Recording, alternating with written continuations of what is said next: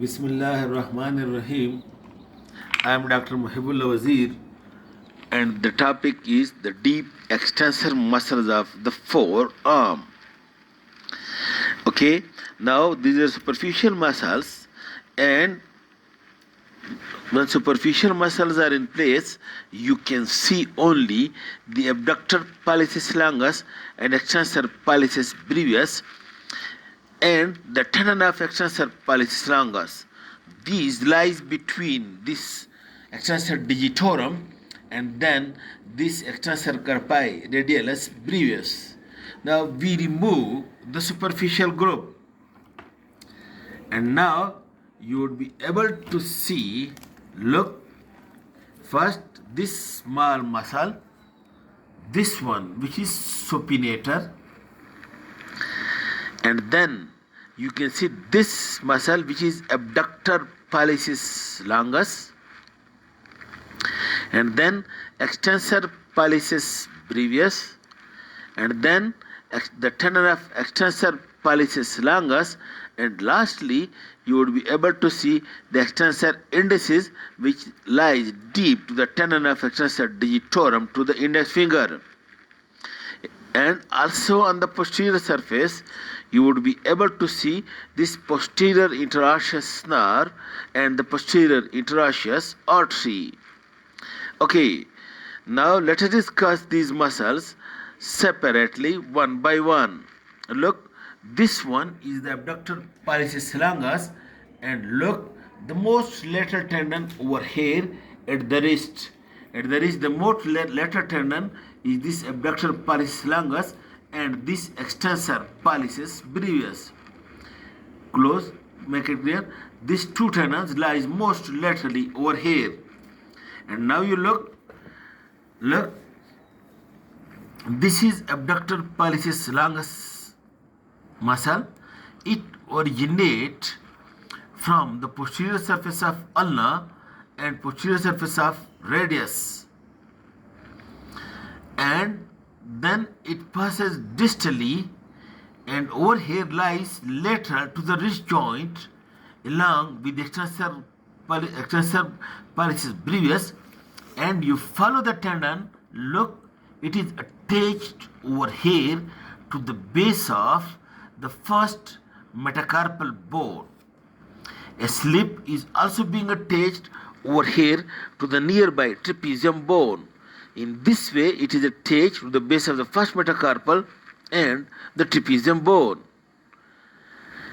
And note, this abductor pollicis longus, this one, number one, it extends the thumb and take it laterally. And number two, it abducts the thumb and also produces a small amount of flexion at the wrist joint. Extend and abduct and a flexion at the wrist. This flexion is called as trick flexion when the flexor muscles are being paralyzed. Now this abductor would produce a trick flexion of the wrist. Okay, supplied again by the posterior interosseous nerve. Then the next muscle which lies edge to edge with this abductor pollicis longus, this is extensor pollicis brevis. And this extensor pollicis brevis, look, it originates this small muscle. It originates from the posterior surface of radius below the origin of the abductor pollicis longus. And then it passes distally, and these two tendons, that is abductor and extensor pollicis brevis, these lies side by side with one another and lies, look, you can see over here at the lateral surface of the styloid process, and these two tendons lies most laterally at the wrist joint, and both of them it forms over here. Look, this is anatomical snuff box, and this tendon, look, this tendon which you feel and you can see forming the lateral boundary of this anatomical snuff box. Over here, this is the anatomical snuff box. These two tendons forming the lateral boundary of this anatomical snuff box. Then this extensor pollicis brevis, it passes distally and it is being attached to the base of the proximal phalanx of the thumb. To the base of the proximal phalanx of the thumb. And note, its name indicate it extend the thumb at the metacarpophalangeal and carpometacarpal joint. It extends the thumb over here because it is attached over here to the base of the proximal phalanx. Now note, extension of the thumb at the metacarpophalangeal and carpometacarpal joint. Now, when the flexor pollicis longus tendon, it flexes the distal phalanx to make a position with the index finger, for example, in threading the needle. At this very time, this extensor pollicis longus come into play and prevents the flexion of these metacarpophalangeal joints. If the metacarpophalangeal joint is flexed, then you can't do a position. That's why this is the important function, that during flexion of the distal phalanx by flexor pollicis longus, this extensor pollicis brevis, it prevents the flexion at the metacarpophalangeal joint, and this way you can do a position and threading of the needle.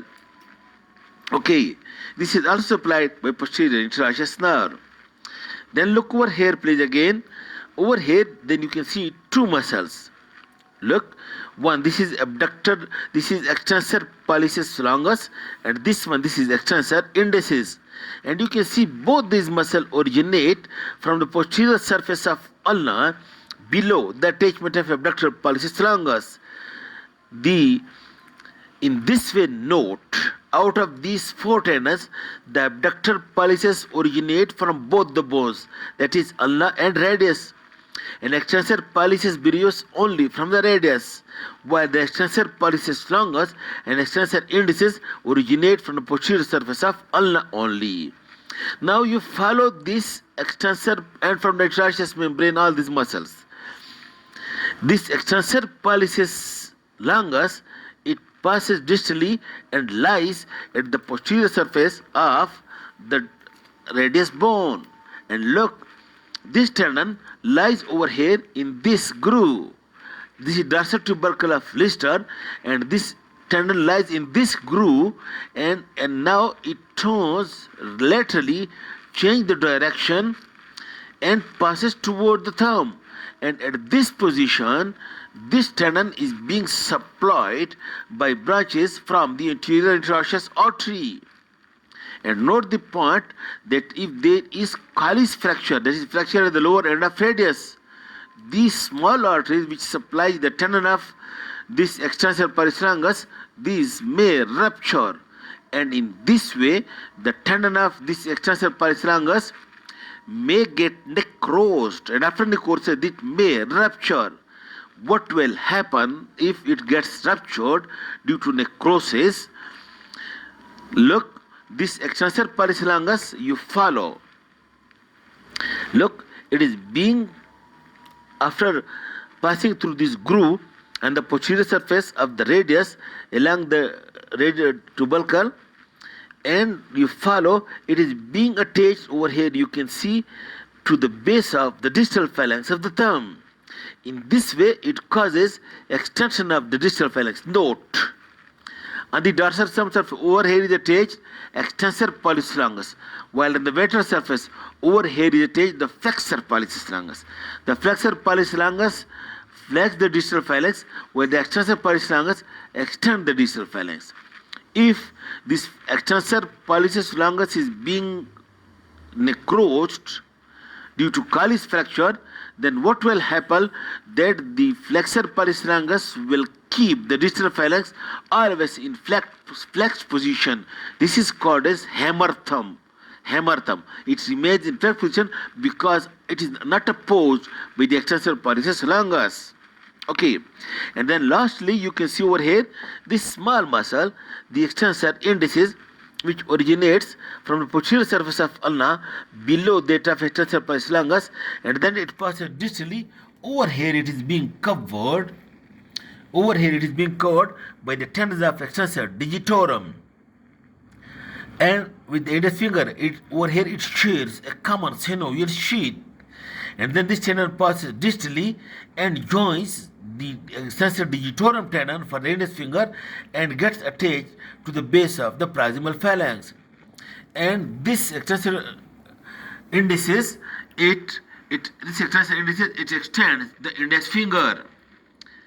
While the fifth muscle of the deep extensor, over here I told you, superficial extensor consists of this small triangular muscle, this is a conus, while the deep consists of, this flat muscle, that is supinator.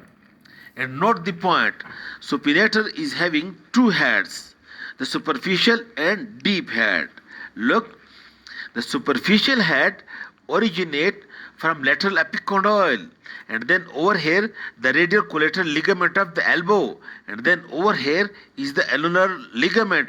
It takes origin from all these three and then comes over here and gets wrapped around the radius between this anterior and posterior oblique line to this lateral surface of the radius bone. While the deep layer of or deep head of supinator, it originates from this supinator crest of ulna and this fossa just above the supinator crest. And from it the fibers originate, and it also wrap around the upper part of the radius between this anterior and posterior oblique line. In this way, this is the deep head coming from the supinator crest of ulna like this. This is superficial head coming from over here. Between the two heads passes the posterior interosseous nerve. But note the point, look over here. These are the two heads. The posterior nerve passes between the two heads. But note the point that the posterior interosseous nerve first supplies the supinator muscle. Over here, this deep branch of the radial nerve or posterior interosseous nerve, it first supplies this supinator and supplies the extensor carpi rasbrius. Then it passes between the two layers of supinator, and you can see it comes over here come out between two layers to come out to the posterior compartment and supplies these muscles.